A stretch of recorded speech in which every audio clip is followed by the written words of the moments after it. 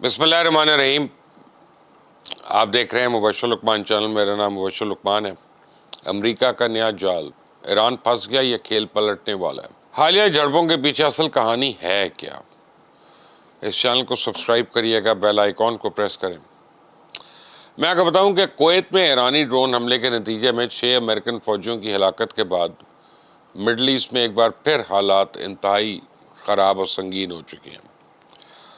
आबनाए Hormuz जुज़वी तौर पर तो बंद है और दुनिया को तेल की सप्लाई एक बार फिर से मुअत्तल हुई है और तेल की कीमतें फिर से बढ़ना शुरू हो गई हैं। तो पूरा खित्ता इस वक्त जंग के दहाने पे खड़ा है और खदशा है कि इस मरतबा नेटो ममालिक भी ईरान के खिलाफ जंग में कूद सकते हैं। तब सवाल ये है कि क्या ये सिर्फ एक जंग है या इस जंग के पीछे को बहुत बड़ा मुआशी और सफारती खेल खेला जा रहा है। तो आज मैं आपके सामने थोड़े से चंद फैक्ट्स सामने रखता हूँ, जिसके बाद आप खुद फैसला कर लें। क्या आबनाए हुर्मुज़ पे टोल टैक्स की बहस, मुंजमद ईरानी असासों की वापसी और ईरान की तामीर नौ के नाम पे सामने आने वाली 300 अरब डॉलर्स के वादे या अफवाहें, तो क्या वाकई ईरान के लिए रियायत है या फिर ये एक ऐसा सफारती जाल है जिसमें तेहरान को फंसाने की कोशिश की जा रही है? तो हम सब जानते हैं कि तेल की आलमी तजारत का 5वां हिस्सा आबनाए हुर्मुज़ से गुजरता है और ये समुद्री गुजरगाह सिर्फ ईरान ही नहीं बल्कि पूरी दुनिया की मुआशी शहरक है। तो ईरान तो बार बार ये धमकी दे रहा था कि अगर इस पर कोई हमला हुआ तो वो आबनाए हुर्मुज़ बंद कर देगा, और हफ्ते के रोज इसने ऐसा ही किया और आबनाए हुर्मुज़ आमद और रफ्त के लिए बंद कर दी, जो अभी तक बंद है। तो इस वक्त अमेरिका और ईरान के दरमियान झड़पें उरूज पे हैं। धमकियों, हमलों और जवाबी हमलों के बावजूद मुज़ाकरात की मेज़ पे एक मुख्तलिफ और हैरान कुन तस्वीर सामने आ रही है। मैं आपको बताऊं कि हफ्ते की शाम को ईरान के वज़ीर ख़ारजा अब्बास अराग़ची मुज़ाकरात के लिए मस्कत पहुंचे। ओमानी हुकाम ने अब्बास अराग़ची को आबनाए हुर्मुज़ में 2 अलग अलग कंट्रोल शुदा और रास्ते बनाने की तजवीज़ दी है। पहले रास्ते को साउथ कॉरिडोर का नाम दिया गया और इसको ओमान कंट्रोल करेगा। दूसरे रास्ते को नॉर्थ कॉरिडोर का नाम दे रहे हैं। तो बहरी जहाज़ों को यहाँ से गुजरने के लिए ईरान की परमिशन या मंजूरी दरकार होगी, लेकिन वो कोई टोल अदा करेंगे या नहीं करेंगे, ओमान की तजवीज़ के इंकशाफ जो है वो ABC न्यूज़ ने किया। सुने ABC न्यूज़ ने क्या कहा। But ABC News is told that the foreign minister is heading back to Tehran with an Omani proposal, one that would manage traffic through the strait using 2 separately controlled routes. So the southern corridor would stay open, then ships in the northern lane would need Iran's approval. But तो American media अब दावा कर रहा है कि Oman में होने वाली इस बातचीत में ईरानी मुज़ाकरातकार इस बात पे मुत्तफिक थे कि आबनाए हुर्मुज़ खुले रखना खुद ईरान के अपने मुआशी मफाद में है। इसका मतलब ये हुआ कि ईरानी मुज़ाकराती टीम को भी आबनाए हुर्मुज़ में टोल टैक्स नाफिज करने का मंसूबा नाकाबिल अमल दिखाई दे रहा है, क्योंकि अगर तेल के तजारती जहाज़ों पर टोल टैक्स का इजाफा होगा तो पूरी दुनिया में एतराज़ उठेगा कि ईरान बैनुल-अक़वामी तजारत को यरख़माल बना रहा है। तो सऊदी समेत तमाम खलीजी ममालिक भी उस टोल टैक्स की मुखालफत कर चुके हैं और यही वो नुक्ता है जिस पर कई तज्ज़ियाकार सवाल उठा रहे हैं कि क्या अमेरिका और ईरान के ऐसे फैसलों की तरफ से, यानी अमेरिका ईरान को ऐसे फैसलों की तरफ धकेल तो नहीं रहा जिनसे आलमी राय आमा जो है तेहरान के ख़िलाफ़ हो जाए, क्योंकि अगर ऐसा होता है तो फिर ईरान सफारती तौर पर तनहा हो सकता है। एक बार ईरान अपनी सफारती हिमायत खो बैठा ना, तो फिर जंग में हासिल की गई कामयाबियाँ गंवा देगा। तो अमेरिका के ख़िलाफ़ उसकी फतह भी शिकस्त से बदल सकती है। तो अमेरिका के इस हनी ट्रैप को समझने के लिए मैं आपको 2 खबरें याद दिलाना चाहता हूँ। आपने पिछले चंद हफ्तों में ये खबर सुनी होगी कि अमेरिका और ईरान के फ्रोज़न अकाउंट्स से 12 अरब डॉलर जारी करने पर आमादा है। इस हवाले से ईरान और कतर के दरमियान बातचीत भी हो रही थी, लेकिन फिर यकायक ये मामला ठप हो गया دوسری خبر یہ تھی کہ امریکہ ایران کو تعمیر نو اور بحالی کے لیے $300 ارب کے فنڈز بھی دے گا، اور جب یہ دونوں خبریں سامنے آئیں تو پہلا تاثر یہ ابھرا کہ امریکہ نے شکست کا اعتراف کر لیا اور ایران کے آگے گھٹنے ٹیک دیے۔ تو ایران کے لیے یہ بہت بڑی کامیابی تھی، لیکن اب یہ سوال اٹھ رہا ہے کہ کہاں ہے وہ $12 ارب جو ایران کے جاری کرنے کا وعدہ کیا گیا تھا؟ کہاں ہے وہ $300 ارب کا پیکج؟ کیا واقعی ایسے کوئی وعدے کیے گئے تھے یا یہ محض افواہیں تھیں؟ میں آپ کو خلیج تعاون کونسل کے سیکرٹری جنرل جاسم البداوی کی گفتگو سنواتا ہوں۔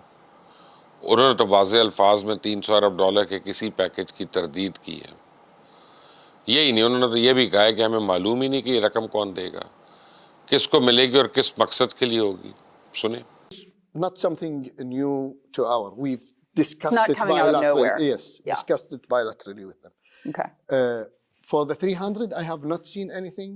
It was not introduced to me nor to other GCC countries. We don't know anything about it. سنا آپ نے؟ اب اگر جی سی سی جیسے اہم ترین علاقائی تنظیم اس سے لا علم ہے تو پھر یہ خبر آئی کہاں سے ہے اور کیوں آئی ہے؟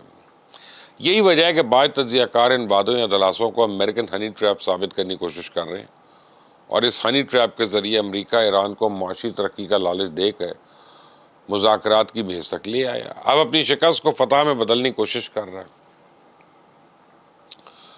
تو میں آپ کو بتاؤں کہ اس وقت صورتحال یہ ہے کہ ایران پہ پابندیوں میں کوئی نرمی نہیں ہوئی ہے۔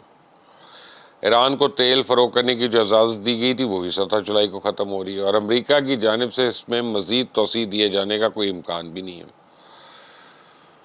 تو $12 ارب جاری کرنے کی باتیں دم توڑ چکی ہیں، ایران کو اپنے ہی منجمد پیسوں میں سے ایک دھیلا بھی ابھی تک نہیں ملا، اور یہی وجہ ہے کہ امریکہ سے مذاکرات کے حوالے سے آج ایران کے اندر شدید اختلافات موجود ہیں۔ ایک دھڑا ہے مذاکرات کا حامی ہے، دوسرا مزاحمت کا حامی ہے۔ تو میں آپ کو سابق سپریم لیڈر کے پوتے علی خامنه‌ای کی گفتگو کا ایک کلپ سنواتا ہوں۔ هر کس بخواهد مذاکره کند برای اینکه با صلح به امریکا برسد این خائن است. وہ تو یہاں تک کہہ رہے ہیں، یہاں تک بول چکے ہیں کہ کوئی بھی امریکہ کے ساتھ مذاکرات کرنا چاہتا ہے وہ غدار ہے۔ سنیں۔ تو علی خامنه‌ای کے یہ خیالات ایران کے اندر موجود نظریاتی تقسیم کا واضح ثبوت ہے، اور اس اندرونی تضاد کی وجہ سے بات چیت کسی نتیجے پہ نہیں پہنچ رہی۔ آج بات بنتی ہے، کل بگڑ جاتی ہے، آج سیز فائر ہوتا ہے، کل پھر جھڑپیں شروع ہو جاتی ہیں۔ تو حالیہ جھڑپوں کی وجہ سے آبنائے ہرمز بند ہیں، تیل کی قیمتیں دوبارہ اوپر جانا شروع ہو گئی ہیں۔ سعودی عربیہ اور یو اے ای نے تیل کی پیداوار بڑھانے اور قیمتوں میں کمی کا جو اعلان کیا تھا وہ وہیں ٹھپ ہو گیا۔ آج اسلام آباد ایم او یو پر بھی سوالیہ نشان لگ چکا، اور امریکن افواج ایک منظم حکمت عملی کے تحت ایران کی پوری کوسٹل لائن کو نشانہ بنا رہی ہے۔ چابہار، بندر عباس، قسیم اور جزیرہ خارق پر ایرانی بحریہ کے تمام ریڈار سٹیشنز، اسلحے کے ذخائر اور میزائل فیسیلیٹیٹرز پہ تابڑ توڑ میزائل بسائے جا رہے ہیں، تاکہ ایرانی بحریہ کو اس قدر بے بس کر دیا جائے کہ وہ آئندہ آبنائے ہرمز کو بلاک کرنے کے قابل ہی نہ رہے۔ آج سینٹ کوم دعویٰ کر رہا ہے کہ آبنائے ہرمز آمد و رفت کے لیے کھلی ہے، لیکن اس کے باوجود تیل بردار جہاز آگے بڑھنے کی ہمت نہیں کر رہے۔ تو اگر یہ جھڑپیں فوری طور پہ بند نہ ہوئی تو امریکہ ایک بار پھر ایرانی بندرگاہوں کی ناکہ بندی شروع کر دے گا، اور ہو سکتا ہے کہ اس مرتبہ نیٹو ممالک بھی اس کے ساتھ ہوں۔ تو اب دیکھیں نا، اس جنگ سے پہلے پورے یورپ نے یک زبان ہو کے امریکی حملوں کی مخالفت کی تھی، لیکن آج آبنائے ہرمز کی بندش یورپ کو اپنے فیصلے پہ نظر ثانی پہ مجبور کر رہی ہے۔ تو نیٹو ممالک ایران کی بحری ناکہ بندی میں امریکہ کی مدد اور معاونت کر سکتے ہیں۔ سعودی عربیہ اور قطر بھی موجودہ صورتحال سے مطمئن نہیں ہیں، وہ تیل کی پیداوار بڑھانا اور قیمتیں کم کرنا چاہتے ہیں، لیکن اگر ایران راستے میں ٹول ٹیکس وصول کرتا ہے تو پھر پیداوار بڑھانے یا قیمتوں میں کمی کا انٹرنیشنل آئل مارکیٹ پہ کوئی اثر نہیں پڑے گا۔ تیل بدستور مہنگا بکے گا اور اس کی سپلائی بھی ڈسٹربڈ ہوگی، اور پوری دنیا اس نتیجے پہ پہنچ جائے گی کہ ایران بین الاقوامی تجارت کو ہی یرغمال بنا رہا ہے۔ تب اہم سوال یہ ہے کہ کیا آبنائے ہرمز بند کرنا واقعی ایران کے حق میں ہوگا؟